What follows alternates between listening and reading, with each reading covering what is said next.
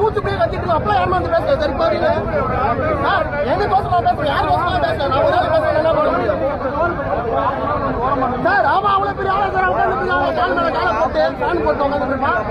நாங்க நீதி கட்டுற காசுல அவரு உட்காந்து சம்பளம் பார்த்துருக்காரு அவரு ஃபேன் போட்டாங்க நான் வந்து அப்படியே உட்காந்து மாட்டேங்க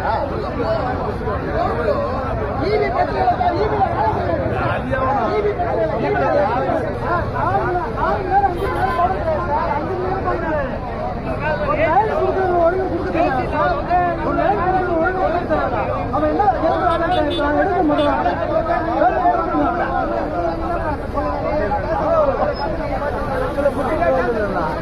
நல்ல ஊழல் பண்ணி இப்படி பண்றாங்க தமிழ்நாடு குடிச்சு